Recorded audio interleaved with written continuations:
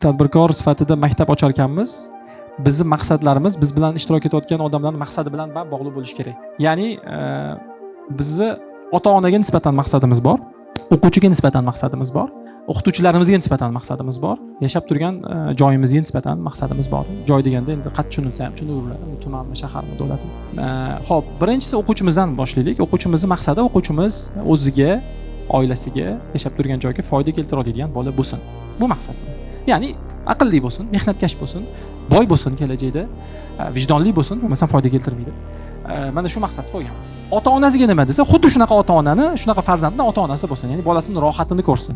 U rohatini qanaqa ko'rsin desa, birinchidan bolasi vijdonli bo'lsin, ota-onasiga xizmat qiladigan bo'lsin. Ikkinchidan yaxshi pul topsin, yaxshi joylarda o'qisin, mehnatkash bo'lsin. Buni bu maqsad missiyaga yozib ham qo'yganmiz, butun jamoamizga tarqatib ham qo'yganmiz. Bu o'quvchiga, ota-onaga nisbatan, o'qituvchilarimizga nisbatan maqsadimiz bor. O'qituvchilarimiz yaxshi pul topsin, havallada yurishsin, trekerlarda yurishsin. Malibuda kecha bitta o'qituvchimiz Nexia 2 olibdi, Nexia 3mi? Shu Nexia olibdilar-da. Nexia olibdilar, Malibu olmaysizmi dedim. Ya ozgina pul yetmadi, rastruchkaga oldim, biz berib turamiz dedim. Ya'ni siz Malibu olsangiz dedim, kamida endi 20 ta odam o'qituvchi bo'lishga qiziqadi.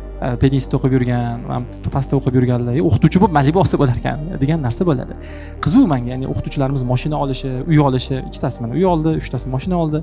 Ya'ni zo'r yashasin, zo'r pul topsin, ta'lim berib, o'qituvchi bo'lib, ziyoli bo'lib. Bu o'qituvchilarimizga nisbatan karyerasi o'ssin, tabiiy. Endi yashab turgan joyimizga nisbatan boyagi o'quvchini maqsadidan kelib chiqadi. O'zbek tilida maktab qilganmiz, 90% o'quvchilarimiz o'zbek tilida o'qishadi, O'zbekiston tarixini o'qitamiz, O'zbekiston madaniyatini o'rgatamiz.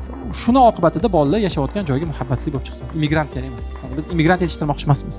Oldi ketdi, chet elga ketdi, bakalavr o'qidi, magistratura o'sha yerda oila qurdi, butun anaqasini olib ketdi. Bunga ham qarshi emasmiz. Pulini ham jo'natmayapti yana-da. Ya'ni biz shundaki brain drain deydi. Ya'ni miyalarni, eng zo'r miyalarimizni olib bermaylik. Ya'ni biz Shri Lanka bo'lib qolmaylik, biz Hindiston bo'lib qolmaylik. Kamida Xitoy bo'laylik, mayli. Jo'natsin, qaytarib olsin. Eron bo'laylik, jo'natsin, qaytarib olsin. Ya'ni bolalar borib o'qib, o'sha sizda ham g'oya shuku, millat umidi. Ya'ni millat umidlari kelsin-da, o'rgansin, o'zi ham boyisin, o'zi ham zo'r yashasin, oilasi zo'r yashasin, keyin atrofdagilarni ko'tarsin. Shu endi maktabim.